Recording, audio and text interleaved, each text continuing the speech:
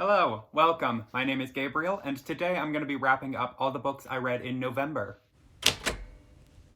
So, in the month of November, I read 7 books. There was a lot of really good stuff, and then some not so good stuff that I cannot wait to get into. I had some very strong thoughts on a couple books this month, so consider yourself warned. We're just going to jump right into it. The first book I read in November was Radio Silence by Alice Oseman. And we started off really strong. I gave this book 4 stars. So, I picked this up because I am a huge fan of the Heartstopper webcomic by Alice Oseman, and so I wanted to try some of her novels. This is the one that most people talk about and most people love, and I can absolutely see why. So, Radio Silence is about a young girl who is going into her senior year of high school. She really wants to get into Cambridge, and she feels like she has no life outside of academics, except for this podcast that she loves and that she does fan art for. And basically, outside of school, this podcast is all that she has. And then, through some strange turn of events, she ends up befriending the podcast's creator and gets involved with the show. And I won't spoil anything beyond that point, but it's a really fun ride. This is an excellent book for anyone who is familiar with academic burnout or who might not know really exactly what they want to do with their life. It's very affirming in that way. I think that this book could really mean something to you if you find it at just the perfect time. I liked it a lot now, but I think that if I had read this back in January even, it would have become like my entire personality. This book also incorporates internet culture better than almost anything else I've ever seen. I always think that, talking about the internet or talking about texting in books is always so awkward. Authors just don't really get it right. But I think Alice Oseman does it spectacularly, talking about internet fandoms and parasocial relationships between creators and their audiences. I also think Alice Oseman is a master at writing dialogue, especially text conversations. She really gives you a good sense of these characters because she just nails the way that people speak. There are a couple things holding me back from giving this 5 stars. For one thing, it felt kind of young, just in the way that, the really straightforward writing style made certain dramatic scenes feel kind of lackluster, and that made them kind of cheesy. Also, there were some plot points which felt like they were supposed to be, plot twists, except they were so obvious. But honestly, those are just little quirks that give this book, its own unique charm. Like I said, I gave this 4 stars, and it was a really great reminder that there are still young adult contemporaries out there that I'm going to enjoy. I've been having a really rough streak this year with new YA contemporaries, so I was just glad to find this one that was lovely. After that, I read This Is How You Lose the Time War by Amal and Max Gladstone, and this is the coolest book I've read all year. So, This Is How You Lose the Time War is about 2 women fighting on opposite sides of a time war, and they leave letters for one another that start off as taunts and riddles and eventually bloom into flirtation, and they fall in love. And that is right, this is a sapphic romance space opera, and it is incredible. The whole book is written in this really lush lyrical style, which I absolutely loved. It's just so intentionally beautiful, and it just made the romance and the yearning so much more potent. It's also really funny, which is not something that I see a lot of other reviewers talking about. These characters are really clever and charming, and this book is as fun as it is poignant. A lot of people have said that the writing style of this book makes it really difficult for them to follow. I think that if you're not used to reading more lyrical writing styles, it can be a bit of a challenge, but I don't want that to dissuade any readers who might be interested in this, because I think that you will get to the heart of this story without having to dig super, super deep into it. And then if you do want to do some extra work, there is a lot to be unlocked. So what's confusing about this story is that the book is really vague about the war that these women are fighting in, and it doesn't explain the exact mechanics of how their societies work. But this book is first and foremost a romance, and I think that if you spend too much time trying to figure out what's going on in the background, you're just going to give yourself a headache, because the war is not really the story that's being told. At least the battles and the generals and the different societies and the time travel isn't the story that's being told, and instead, what matters is how the war affects these 2 women and their relationship to one another. I adored this. I think it is so fresh and original, and it reminded me how much I love sci-fi. I really am like desperate for more now. Something is still kind of holding me back from that 5 stars though for this one, and I can't really tell why. I think that it's just a little too short for me, and I just never wanted it to end. So 4 stars, it's incredible. After that, I read Playing in the Dark, Whiteness and the Literary Imagination by Toni Morrison. This is a book of literary criticism about the white gaze in American literature. Morrison talks about her own quest to tell stories without worrying about how her portrayals of blackness will be interpreted by white audiences. She also talks a lot about racism as a literary device and how authors use the race of a character to imply certain characteristics without having to do the work of actually creating a personality and giving that character any agency. This was really interesting, but honestly, a lot of the super academic jargon just was too much for my brain. At this point of the semester, I think I only have like 2 functioning brain cells, and this book really wore both of them out. But I think I got the gist, and I'm really glad to have read this and to just have it so that I can use it as a point of reference in the future. After that, I was in a weird mood, so I was looking through what I had, and I decided to pick up Looking for Alaska by John Green. So I read this book for the first time when I was way too young for it. I was 12 years old, and since then, a lot of people have kind of turned their backs on John Green, but this book specifically. And so I wanted to revisit it just to see how it holds up. Back in the day, this was never my favorite John Green. I was a huge The Fault in Our Stars fan, and I loved Paper Towns. So this kind of ranked 3rd amongst the rest. But I do remember enjoying this. By now, I'd pretty much forgotten everything, so it was really fun to just revisit it. So if you don't know, Looking for Alaska is about a boy named Miles who is dissatisfied with his life in Florida, and so he decides to go to a boarding school in Alabama. There he meets a cool group of friends, and he develops a really intense crush on a girl named Alaska, and then at the midpoint of the year, a tragedy strikes, which changes his life forever. A lot of people in recent years I've seen criticize this book because they say that the characters talk really pretentiously, and they say that Alaska, the character, is kind of the quintessential manic pixie dream girl, and it's a problem that you never really see her as a fully realized character. And I think a lot of these criticisms come from the fact that we read this book when we were kind of too young to get it, or at least I did. Yes, the kids talk in really pretentious ways, but reading it now, I saw how self-aware John Green was going about this, because yes, they're putting on a facade, but it is a facade, and this book gives you enough information for you to see through the front that these kids are putting up, and you see how anxious they are and how sad and scared they are, and it's really excellent character development. And then with Alaska, I would say that this book is a deconstruction of the manic pixie dream girl trope, because yes, we never see Alaska as a fully realized character, but that is because we are seeing her through Miles's eyes, and the book is really explicit about saying that Miles has created a fantasy version of her in his mind to suit his own desires, and that has prevented him or anybody else from really getting to know what her deal is. And the entire second half of the book is set up to tear apart those preconceived notions that the characters have so that they can finally see each other as real people. It's excellent. It's a really good book. I mean, of course, it's not perfect. There are a lot of actions that the characters do which felt really juvenile, although I don't think that's a really valid critique of a book about a bunch of teenagers. And then I will say, the physical descriptions of female characters in this book can be really awkward and uncomfortable because everything is being filtered through Miles's brain.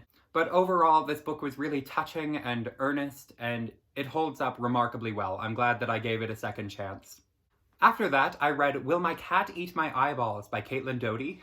This is Caitlin Doughty's third book. Her other two, Smoke Gets in Your Eyes and From Here Till Eternity, are two of my all-time favorites. I love them both so much.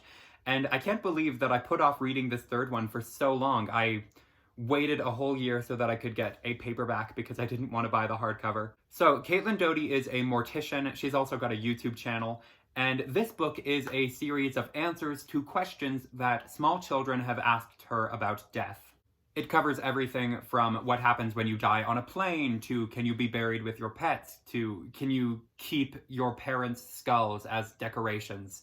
And it was really charming and interesting and actually really fun. And I found it to be really calming, actually. This year especially, I think a lot of us have experienced some really intense death anxiety. And so to have a book which talks so frankly and openly about death and death rituals in a fun and engaging way, that can help to kind of demystify that fear of the unknown.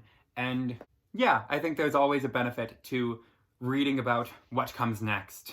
The book also has a ton of really cute little illustrations. I'll grab one to show you now. Can you see that?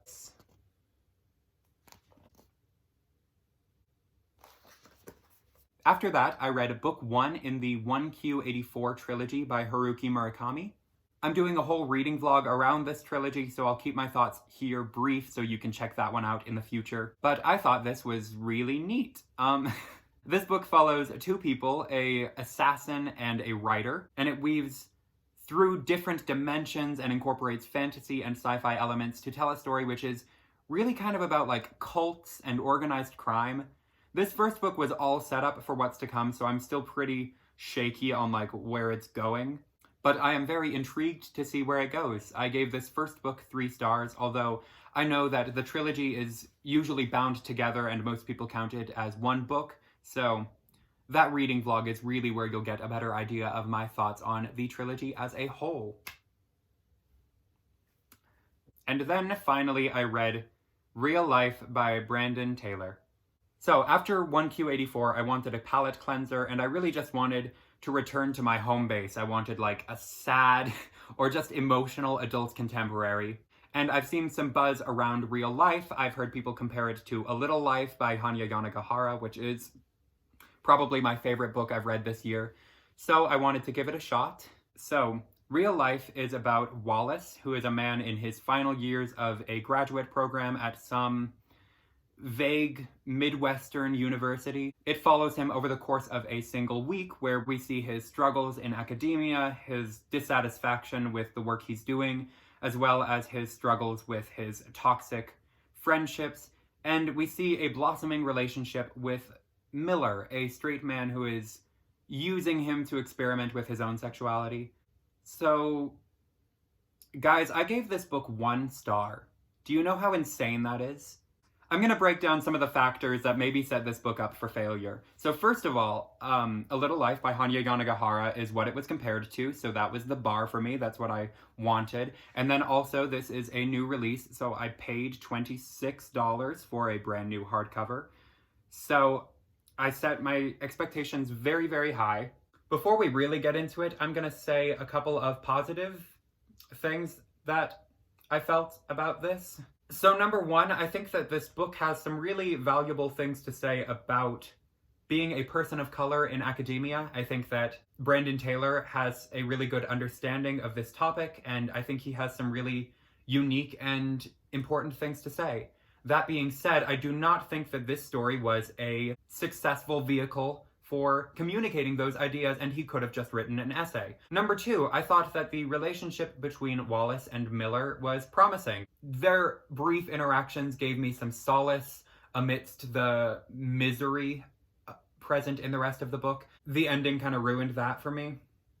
My biggest problem with this book, I think, is that I found it to be irritating. So the characters are all so annoying and upsetting, and I do understand that that was kind of the point. But Wallace himself doesn't really feel like enough of a character to contrast that, and so instead we just have a book full of irritating people and then a punching bag of a main character with no agency, just walking around getting walloped for 300 pages. And the horrible, abusive characters do not have any realistic emotional motivation. One moment Wallace will be talking to them and they'll be having a nice, pleasant conversation, and then they will like flip a switch and they're like super villains.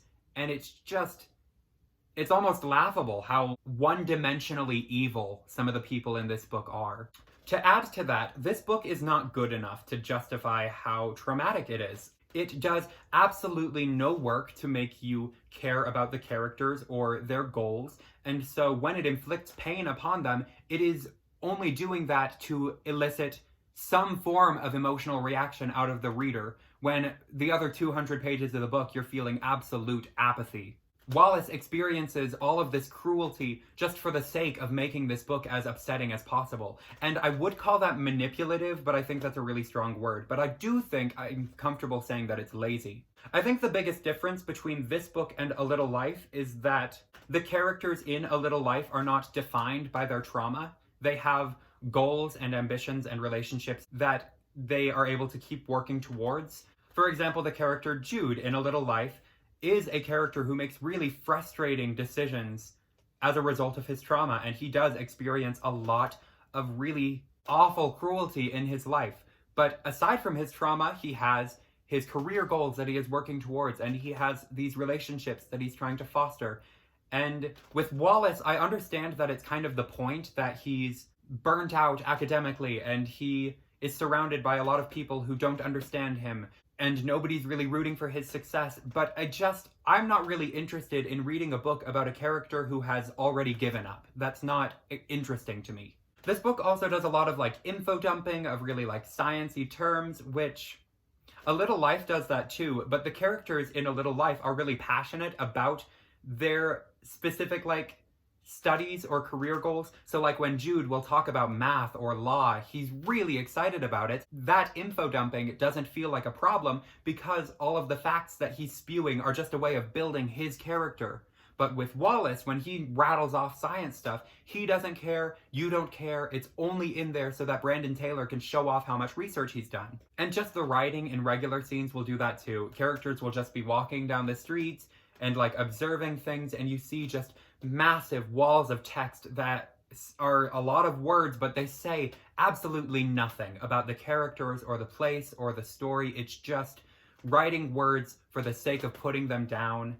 Ultimately, I feel like this book was trying to be a lot of things. You know, it was trying to say something about race and academia and childhood trauma, and those are all really admirable goals, but I think that the only thing this book succeeded at doing was annoying me. I can't even remember the last time I felt like this about a book. This is the first 1 star I've ever given on this channel, and it's the first 1 star I can remember giving to a book since I started using Goodreads.